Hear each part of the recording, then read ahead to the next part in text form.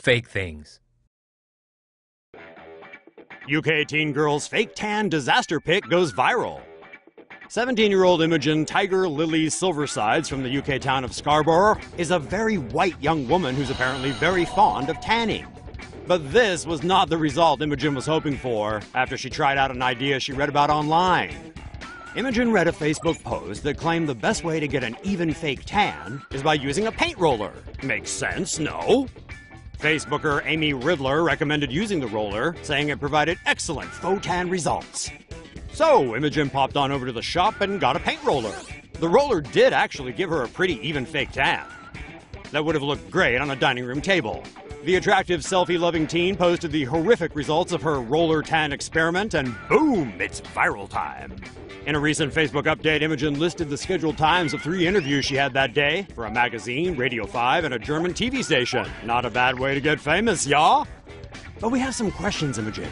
Why did you keep going after paint tanning, say, your arm? Did you think it was going to get better? Is this a prank? I know, we hear that for a really solid, long-lasting tan, apply tar and add feathers. With a roller. Try it! This pregnant panhandler is probably richer than you. Melissa Smith of San Diego had noticed a pregnant woman and her young son begging outside Eastlake Village Center over the past couple of weeks. Smith felt sad for the poor pregnant panhandler until one day she observed the beggar getting into a Benz. Unsure what was going on, Smith followed the Benz, and looking into the vehicle, it quickly became clear the driver and the panhandler were a couple. A few days later, an angry Smith observed the pregnant panhandler get out of the Benz and walk over to the same begging spot. Now, even angrier, Smith tailed the car again and watched as it pulled up to an upscale apartment complex. Smith then sent the car's plate number to a TV station, which found it was registered to an address at the apartment complex where rent is $2,500 a month. Busted! Looks like this pregnant, or is she, beggar is gonna need a new line of work. 34-year-old Texas woman poses as an orphan and enrolls in high school. To all who knew her, Charity Stevens seemed like just your average sophomore at New Life Christian School in Longview, Texas. The 15-year-old orphan, however, was apparently hiding one important detail about herself: the fact that she was actually a 34-year-old woman. And no, this wasn't some 21 Jump Street style undercover police operation. Stevens, who was popular at the school and enrolled in October, was apparently just doing it for the fun of it. She was arrested earlier on Sunday after the woman with whom she was staying figured out what was going on and informed local police. Fake U.S. Embassy in Ghana stayed open for a decade. The U.S. State Department recently uncovered a criminal operation in Ghana that had been passing off a ramshackle building in the capital as America's official embassy. The sham embassy was housed in a battered pink building with a U.S. flag. With white people manning the inside and a photo of Obama on the wall, most assumed it was legit. In reality, the consular officers were Turkish and in cahoots with the Ghanaian crime rings. Instead of getting clients from nearby, they advertised via flyers and billboards to customers in remote parts of West Africa. Clients were shuttled to the city, booked at a nearby hotel, and taken to and from the fake embassy. Walk-ins were not accepted. For a fee of $6,000, applicants could be issued fraudulently obtained but legitimate U.S. visas, or any other false identification documents they needed. The scheme went on for a decade until folks from the real U.S. Embassy caught on, leading to the arrest of several suspects in a police raid. More than 100 passports, legitimate and counterfeit visas and documents were found in the investigation, along with the discovery of another fake embassy, this one Dutch. One guy almost fooled the entire world of journalism. One man was such a good con artist, he managed to trick international journalists. You know, those folks who are supposed to be the most scrupulous of all about sources and stuff. By and large, most people on social media, and many in the media industry, believe this man's false identity as a surf-loving war photographer. Before being revealed as a con artist, the unnamed man went by the name of Eduardo Martins, an accomplished photographer who was not only handsome, but also a skilled surfer from Sao Paulo. Oh, and a survivor of leukemia. Over the past 3 years, Martin said he worked as a United Nations war photographer, snapping events in the Gaza Strip, Syria, and Iraq, where he's said to have witnessed the battle for Mosul against the Islamic State. Man, that sounds really badass. Martin's photos were widely used by Al Jazeera, Deutsche Welle, The Wall Street Journal, BBC Brazil, and image agencies such as Getty Images. In fact, those images were actually taken by other photographers who actually went to the war zones. The little con man merely inverted the images horizontally and added some slight alterations. A BBC Brazil contributor in the Middle East became suspicious after Martins contacted her. She later reached out to other Brazilian journalists working in the Middle East and learned that Eduardo Martins never existed.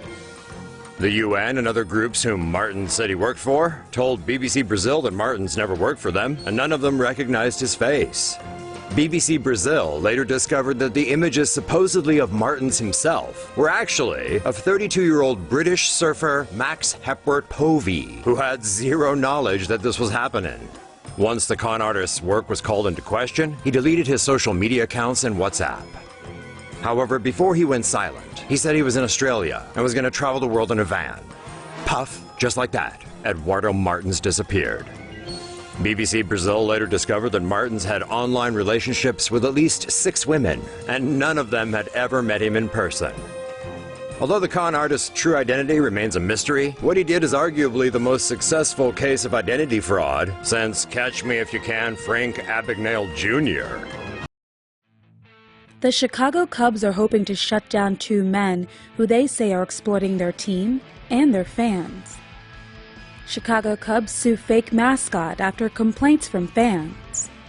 In a lawsuit filed on Friday, the team said John Paul Weir and Patrick Weir show up to games in a fake costume, misleading fans who are excited to meet the team's real mascot, Clark the Cub. The imposter mascot, Billy Cub, asks fans for tips in exchange for photos. There have even been cases where Billy Cub has used racial slurs and other derogatory remarks towards fans, the lawsuit claims. Billy Cub was also caught on video in a bar, punching a man for taking off his bear head. The video went viral, with several media outlets incorrectly reporting the official Cubs mascot was involved. The suit also accuses the men of running several online businesses, selling knockoff Cubs-affiliated merchandise. The Chicago Cubs are seeking an unspecified amount of money in damages and legal fees, in addition to all of the profits the defendants have made from the character. China's plastic surgeons may only have 4 days of training. In 4 days, you too could be a licensed plastic surgeon. Don't believe it? Well, in China there are apparently truckloads of so-called plastic surgeons who only have a high school degree, because that's all you need to take a 4-day class in South Korea. One man, nicknamed Awei, claiming to be a plastic surgeon in China, explains that he used to be a hairdresser, but that he'd always wanted to look like a K-pop star. So back in 2012, he met a doctor about getting a double eyelid and rhinoplasty surgery, and paid a pretty penny for it all. Unfortunately, the results were less than desirable, and despite many attempts, Awei was ignored by the doctor, clinic, and legal system. Unhappy with his face, Awei bought a DIY facial surgery kit and began injecting Botox into his face. He would later do work on his nose, forehead, and lips. Now addicted, Awei spent another chunk of change to fly to South Korea, where he attended the 4-day class. The class even grants a license to its graduates. This is the license that hangs in Awei's office. He is now a self-proclaimed plastic surgeon who performs Botox injections, seeing 2 to 5 patients a day and earning between $6,000 to $8,000 US a month. Clearly, medical degrees are overrated. Was a ski mask too expensive? A robber hit up a gas station in the suburb of Holiday in Florida. With a disguise so effective, the cops have no idea whether the criminal mastermind is a he or a she. Instead of using a mask like a normal robber, this one magic markered on a fake beard and held up the gas station clerk without any sort of weapon.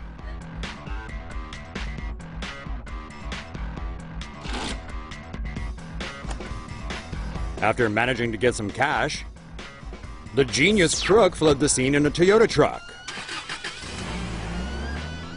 Police are now looking out for the fake bearded suspect, but have yet to zero in on his or her identity. And the culprit won't be too easy to spot unless, of course, the facial hair was courtesy of a permanent marker. Like we said, genius, right? Facebook finds fake Russian accounts spreading fake news. Aha, so it was the Russians all along. Either that or Facebook is trying to make something out of nothing. Facebook says around 3,000 ads worth $100,000 ran on their network over a 2-year period, ending in May 2017, adding that the purpose of the ads were to spread divisive social and political messages. The ads directed people to 470 accounts that were spreading false news or were in breach of company policies and have since been shut down. As part of an internal investigation on how Facebook could have been used to influence the last U.S. election, the company found ads that were bought from U.S. IP addresses, but with their language set to Russian. According to Facebook, in that part of the review, they uncovered about $50,000 in potentially politically related spending on about 2,200 ads. The advertisements did not support any particular candidate, but focused on immigration, race, and equal rights. Police arrested 5 Iranian thieves dressed like police officers on Thursday who had been robbing tourists on highways in northern Italy. The thieves would show fake police badges to tourists entering rest stops. The imposters would ask for money and car keys, pretending to inspect the car. They would then tell tourists the authenticity of the bills needed to be checked, after which they would walk away. Police caught the thieves while they were attempting one of their robberies at a highway rest stop near Rovato. After seeing the police, the thieves attempted to flee and struck a police officer, slightly injuring him. The robbers made it through a Rovato highway toll booth before a police officer shot the radiator out, bringing their vehicle to a stop.